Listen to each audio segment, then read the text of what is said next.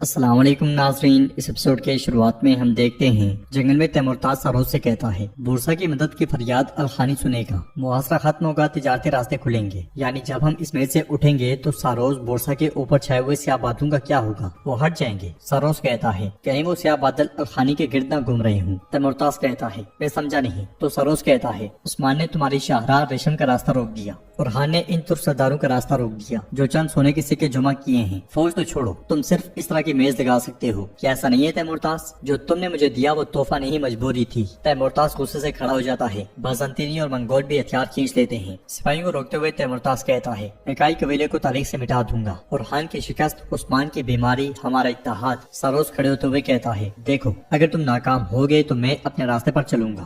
میں وہ واحد شخص ہوں جس نے اورحان کو شکست دی ہے۔ میرے کمانڈر فلاویوس کے بدولت میں ان کی قرارگاہ کو تباہ کر کے انہیں دوبارہ شکست دے سکتا ہوں، تمہارے بغیر۔ ان کے لیے مجھے اپنی طاقت دکھاؤ۔ ناظرین، اس کے بعد ہم دیکھتے ہیں کہ کائی کے ویلے میں اورحان آگے بڑھتے ہوئے سپاہیوں کے پاس آتا ہے تو خود کہتا ہے حضور آپ کا راستہ آسان ہو، انشاءاللہ آپ اپنے نئے فرض میں کامیاب ہوں گے۔ اورحان پوچھتا ہے کیا تم جانتے ہو کہ میرا فریضہ کیا ہے ایکوت؟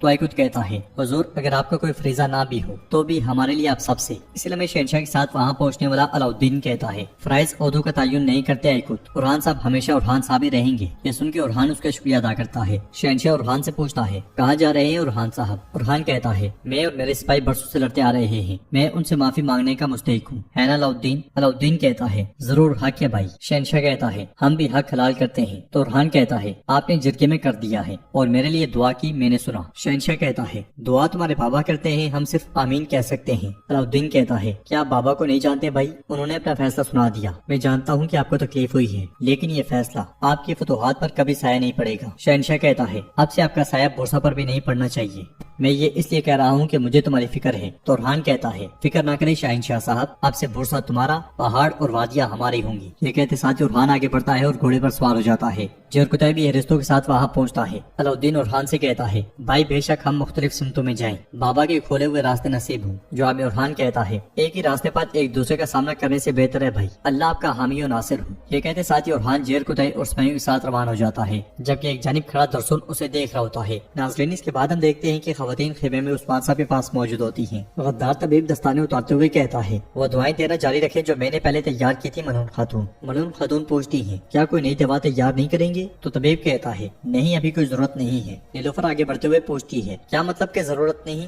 بابا صحتیاب ہو رہے تھے، وہ اچانک اس طرح سے کمزور کیوں ہو گئے؟ طبیب کہتا ہے فکر کرنے کی کوئی بات نہیں ہے، یہ بیماری ایسی ہی ہے، مضبوط ہوتے ہیں اور پھر یہ کمزور کر دیتی ہے۔ نیلوفر کہتی ہے لیکن آپ پہلے ایسا نہیں کہتے تھے، کیا کوئی ایسی چیز ہے جو آپ ہمیں بتانے میں ہچکچا رہے ہیں؟ طبیب کہتا ہے نیلوفر خاتون، اس بیماری کے لیے اچھے آرام کی ضرورت ہے، لیکن ہمارے حضور کبھی آرام نہیں کرتے، تھک گئے ہیں۔ نیلوفر کہتی ہے یہ صرف تھکن نہیں ہے۔ تو منون خاتون اٹھتے ہوئے کہتی ہیں نیلوفر ٹھیک ہے، حکیم افندی اپنی پوری کوشش کر رہے ہیں۔ یہ کہتے ساتھ ہی منون خاتون حکیم کے ساتھ چلی جاتی ہیں۔ حلیمہ اٹھتی ہے اور نیلوفر سے پوچھتی ہے بابی خیر ہے؟ آپ اس آدمی سے ایسے بات کر رہی تھی جیسے آپ اسے پوچھ تاچھ کر رہی ہوں۔ نیلوفر کہتی ہے تمہارا بھائی بابا کے تیمورتاج سے ملنے کے وقت طبیعت کا خراب ہو جانا اسے اچھا نہیں لگا۔ حلیمہ پریشان ہوتے ہوئے کہتی ہے کیا انہوں نے بابا کو اس لیے بیمار کیا ہے کہ وہ نہیں چاہتے کہ وہ اس سے ملاقات میں جائیں؟ نیلوفر کہتی ہے صبح ٹھیک تھے، جو ہوا اچانک ہوا، اب علاؤالدین اور شاہنشاہ اس سے ملاقات میں جائیں گے۔ بابا کے قریب ہونے والا واحد شخص طبیب ہے، ہم اس کا پیچھا کریں گے، انشاءاللہ اورحان غلط ہوگا۔ ادھر ہم دیکھتے ہیں کہ قرارگاہ میں اوچی صدران کے ساتھ منصوبہ ترتیب دے رہا ہوتا ہے۔ اس لیے میں اورحان جرکتائی اور سپاہیوں کے ساتھ قرارگاہ میں داخل ہوتا ہے۔ اورحان کو دیکھتے ساتھ ہی اوچی اور دو سرداروں کو بہت غصہ آتا ہے۔ اورحان گھوڑے سے اترتا ہی ہے کہ اوچی پوچھتا ہے اورحان صاحب خیر تو ہے، کیا حضور نے آپ کو فریضے سے برطرف نہیں کیا؟ دوسرا کہتا ہے آپ یہاں کیا کر رہے ہیں، ہمارے کماندار شاہین صاحب کہاں ہیں؟ تو جرکتائی کہتا ہے تمہارا کماندار شاہین صاحب عثمان صاحب کے دیے ہوئے فریضے پر گئے ہیں اور ان کی جگہ مجھے یہ فریضہ ملا ہے کہ میں ان کی نمائندگی کروں، اور اورحان صاحب سپاہیوں کو الوداع کہنے اور ان سے معافی مانگنے کے لیے یہاں ہیں۔ یہ سنتے ساتھ ہی اورحان کے وہاں موجود سپاہی کہتے ہیں ہمارے تمام حقوق آپ کے لیے حلال ہے میرے حضور۔ جرکتائی مزید کہتا ہے اور چونکہ یہ آ گئے ہیں تو ان کے سپاہیوں کے لوٹنے تک وہ خیمے میں میرے مہمان ہیں، چلے اورحان صاحب تشریف لائیں۔ یہ سنتے ساتھ ہی اورحان خیمے کی جانب بڑھ جاتا ہے۔ اوچی آگے بڑھتے ہوئے کہتا ہے اس کی جرت کیسے ہوئی یہاں آنے کی؟ اس لیے میں بالابان اور دمنول بھی وہاں پہنچ جاتے ہیں۔ انہیں دیکھ کر اوچی کہتا ہے اس کے سپاہی بھی آ گئے ہیں، اب اگر اس نے ٹھہرنے کی کوشش کی تو ہم اسے راستہ دکھائیں گے۔ بالابان اور دمنول خیمے کی جانب بڑھ جاتے ہیں۔ اوچی خیمے کو دیکھتے ہوئے کہتا ہے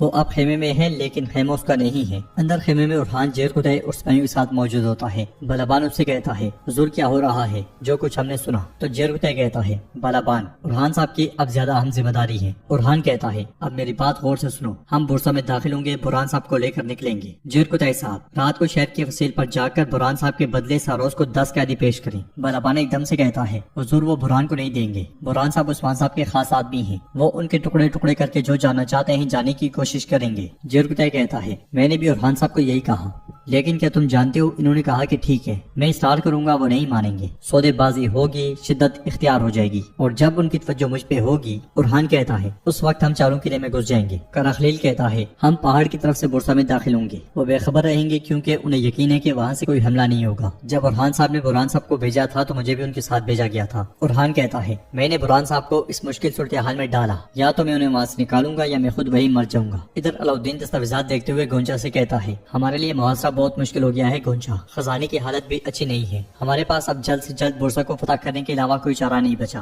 گونچا اس کے پاس بیٹھتے ہوئے کہتی ہے علاؤالدین تم ٹھیک کہہ رہی ہو، لیکن شہنشاہ صاحب اب سے تمہارے ماتحت ہوں گے۔ علاؤالدین پوچھتا ہے تم کیا کہنا چاہ رہی ہو؟ تو گونچا کہتی ہے میں یہ کہنا چاہ رہی ہوں کہ وہ تمہاری حفاظت کریں گے، اگر ارحان یہاں ہوتا تو تمہیں اندازہ بھی نہیں ہے کہ کیا ہو سکتا تھا، جبکہ بابا کی بیماری دن بدن بڑھتی جا رہی ہے۔ اللہ ان سے راضی ہو کے انہوں نے یہ فریضہ تمہیں سونپا، تم اور شہنشاہ صاحب ہماری ریاست کو مضبوط کرو گے اور بورسا کو فتح کرو گے انشاءاللہ۔ ملون خاتون اور حلیمہ کو تھوڑا سا مسئلہ ہے، خبر ملنے پر کاش تم دیکھ سکتے کہ وہ کتنے غصے میں تھی علاؤالدین، کون جانے گے انہوں نے جرگے میں کیا کہا۔ علاؤالدین کہتا ہے وہ ایسے سوچ رہی ہے جیسے میں اپنے ہی بھائی سے کچھ چھین رہا ہوں، اللہ میرا شاہد ہے خاتون، میرا واحد مقصد ریاست کی بقا ہے۔ رات کے وقت جیر قطعی سپاہیوں کے ساتھ بورسا کے باہر پہنچتا ہے، انہیں آتا ہوا دیکھ کر بلندی پر کھڑا سپاہی کہتا ہے جناب وہ آ گئے ہیں۔ یہ سنتے ساتھ ہی فلاویوس سامنے آتا ہے اور پوچھتا ہے کیوں آئے ہو، کیا بورسا میں مرنے کا ارادہ ہے؟ تو جیر قطعی کہتا ہے بات کرنے اور اتفاق کرنے کے لیے، برہان مجھے دے دو، میں اس کے بدلے تمہارے 10 سپاہیوں کو تمہارے حوالے کروں گا۔ فلاویوس کہتا ہے جب برہان بولے گا تو میں بالکل اسے تمہیں واپس کر دوں گا، میرا مطلب ہے اس کی لاش۔ دوسری طرف ارحان اپنے سپاہیوں کے ساتھ چپکے آگے بڑھ رہا ہوتا ہے اور وہ اس پہاڑی پر جا پہنچتے ہیں جہاں سے انہیں بورسا میں داخل ہونا ہے۔ ادھر جیر قطعی فلاویوس سے کہتا ہے برہان کو اپنے پاس رکھنے سے تمہیں کوئی فائدہ نہیں ہوگا،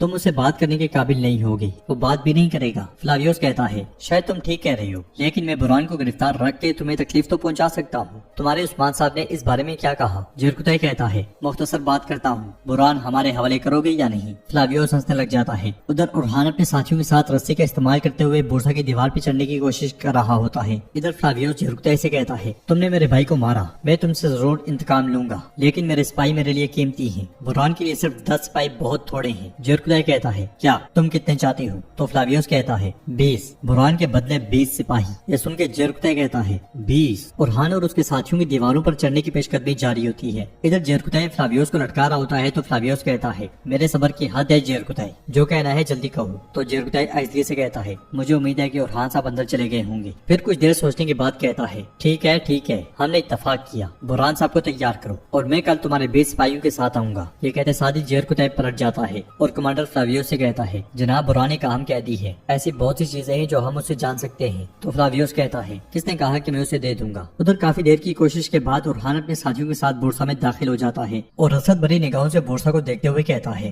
بورسا میرے بابا کا خواب اور میری ملت کا مستقبل، میرا مقدر، میں تمہیں ایک دن ضرور لے لوں گا، ان دیواروں سے چڑھ کر نہیں، بلکہ وہ دن قریب ہے جب میں فخر سے تمہارے دروازے سے داخل ہوں گا۔ اس کے ساتھ ہی سب اندھیرے میں آہستہ آہستہ آگے بڑھتے ہیں اور محتاط انداز میں وہاں کھڑے دونوں فوجیوں کو مار ڈالتے ہیں، پھر ان کی لاشیں ٹھکانے لگاتے ہوئے صورتحال کا جائزہ لیتے ہیں۔ سپاہیوں کو دیکھتے ہوئے کارا خلیل کہتا ہے میرے حضور آپ ٹھیک کہہ رہے ہیں، یہ کسی چیز کے پیچھے ہیں۔ تو ارحان کہتا ہے ہم جان لیں گے، آؤ پہلے برہان صاحب کو بچائیں۔ کائی کے بلے میں منون خاتون پریشان ہوتے ہوئے کہتی ہیں ان کا بخار کم نہیں ہو رہا۔ تو علاؤالدین کہتا ہے میرے بابا ہماری دعاؤں سے ٹھیک ہو جائیں گے انشاءاللہ۔ پھر حکیم سے پوچھتا ہے مجھے بتائیں حکیم صاحب کیا میری غیر موجودگی میں بیماری شدت اختیار کر گئی ہے؟ تو حکیم کہتا ہے ان کا درجہ حرارت وقتاً فوقتاً بڑھتا رہتا ہے، جیسے کہ آپ نے ہدایت کی تھی میں نے ان کے درد کو کم کرنے کے لیے آپ کے بتائی ہوئی دوائیں دی ہیں۔ علاؤالدین کہتا ہے جو پھول میں نے مرہم میں شامل کرنے کے لیے دیا تھا اس کی مقدار 3 گنا بڑھا دو، میں واپس آتے ہی بابا کا خود خیال رکھوں گا۔ یہ سنتے ساتھ ہی حکیم چلا جاتا ہے اور علاؤالدین عثمان صاحب کے پاس بیٹھتے ہوئے کہتا ہے میرے لیے بابا کو اس طرح چھوڑ کر جانا بہت مشکل ہے۔ تو منون خاتون اس سے کہتی ہیں میں ان کے ساتھ ہوں، تم اور تمہارا بھائی ریاست کی قیادت کے ذمہ دار ہو، یہ تمہارے بابا کو سب سے زیادہ خوش کرتا ہے۔ علاؤالدین کہتا ہے پانی اور سرکہ باقاعدگی سے تبدیل کرتے رہیے گا۔ منون خاتون کہتی ہے تیمورتاش نامی اس بدماش کی چالوں والوں سے محتاط رہنا۔ یہ سنتے ساتھ ہی علاؤدین چلا جاتا ہے اور ناظرین اس کے ساتھ یہ ایپیسوڈ بھی اختتام پذیر ہوتی ہے۔ ویڈیو پسند آئے تو لائک کر دیں، شیئر کر دیں، سبسکرائب نہیں کیا ہوا تو سبسکرائب کرنے کے ساتھ ساتھ گھنٹی بیل آئیکن کو دبانا مت بھولیں۔ ملتے ہیں انشاءاللہ نیکسٹ ویڈیو میں، تب تک کے لیے رکھیں اپنا اور اپنوں کا بہت زیادہ خیال۔ اللہ نگہبان۔